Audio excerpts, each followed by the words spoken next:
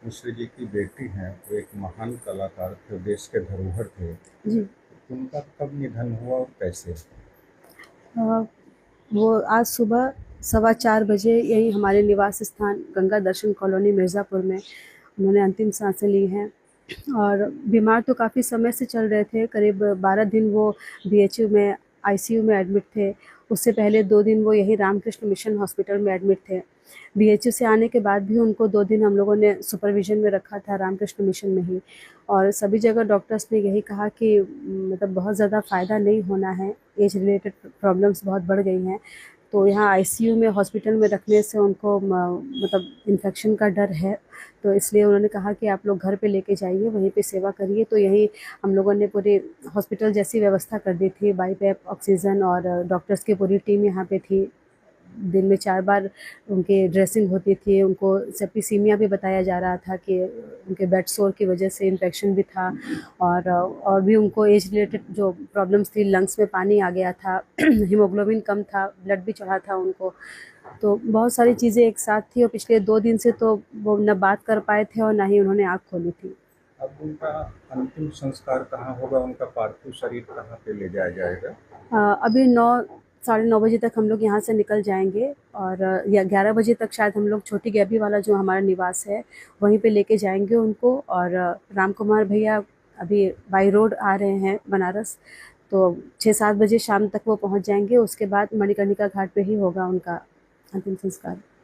जी, छन्नूलाल मिश्र जी के कितने बेटे और बेटियां थीं, और ये मिर्ज़ापुर नम्रता जी आपके यहाँ रहते थे, तो इसका कुछ कारण है? जी, कुछ समय से कुछ में ऐसे मालूम ही है आप लोगों को, घर में पारिवारिक विवाद चल रहा था। और पिछले 3 साढ़े 3 सालों से पिताजी मेरे साथ ही हैं, यहाँ पे मिर्ज़ापुर में रह रहे हैं। राम कुमार भैया हैं, दिल्ली में हैं सपरिवार। उनके हम लोग 3 बहनें हैं, तो अनीता दीदी, अनीता उपाध्याय जी बनारस में हैं। और उनसे जो छोटी बेटी हैं उनकी ममता वाजपेयी, वो यहीं भदोही में रहती हैं। वो भी नहीं आ पाती थी और फिर मेरे पास ही रहते थे पिताजी यहीं पे। तो आखिरी समय में दुर्भाग्यपूर्ण है कि पिताजी परिवार के पक्ष को लेके बड़ा दुखी थे। कब से यहाँ पे रह रहे हैं मिर्ज़ापुर आपके पास? 3 साढ़े 3 साल हो गए।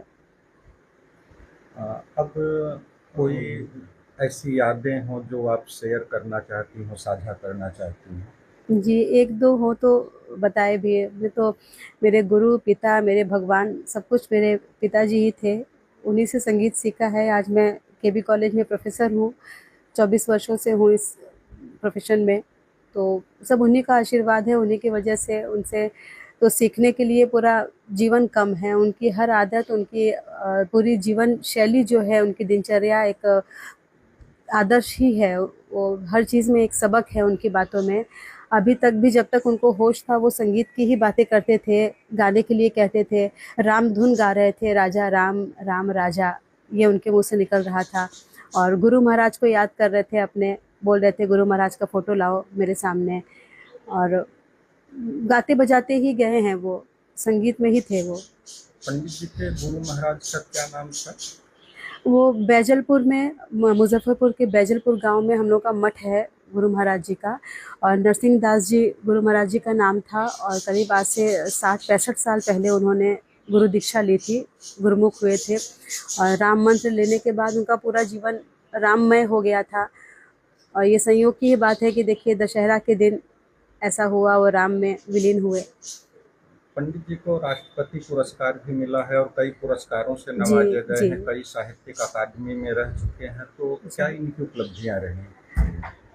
बहुत सारे पद्म भूषण, पद्म विभूषण से सम्मानित किया गया है। यश भारती सम्मान, संगीत नाटक एकेडमी का रत्न सम्मान, आकाशवाणी में टॉप ग्रेड आर्टिस्ट थे, बहुत कम लोग हैं टॉप ग्रेड में, और उसमें भी स्पेशल टॉप ग्रेड में उनका नाम था। तो संगीत के तो जितने भी बड़े अवार्ड्स हैं, रेडियो मिर्ची अवार्ड, फिल्मों में भी उन्होंने गाया है, तो सम्मानों की तो लाइन है, उसके लिए तो कहना ही क्या है। इस समय आपके घर में निश्चित रूप से बड़ी ही संवेदना का समय चल रहा है जी। कि एक देश, आप वो सिर्फ आपके परिवार के नहीं, पूरे बिल्कुल, देश के धरोहर थे, पूरा देश उनका परिवार है।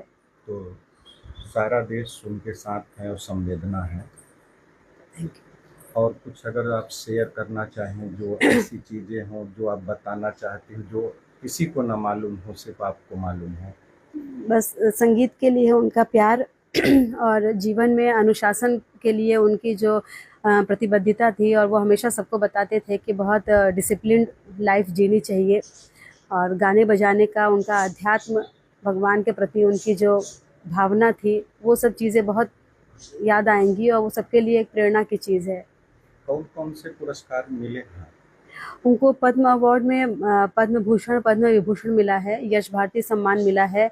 और वैसे तो झड़ी है, उनको 2-2 जगह से, 2 विश्वविद्यालयों से मध्य प्रदेश में डिलिट की उपाधि भी मिली है, जबलपुर से और रीवा से। और स्मिथसोनियन अवार्ड मिला है, सबसे बड़ा सम्मान जो अमेरिका का है, वो भी मिला हुआ है उनको। तो सम्मानों की तो बहुत लंबी लिस्ट है। Thank you.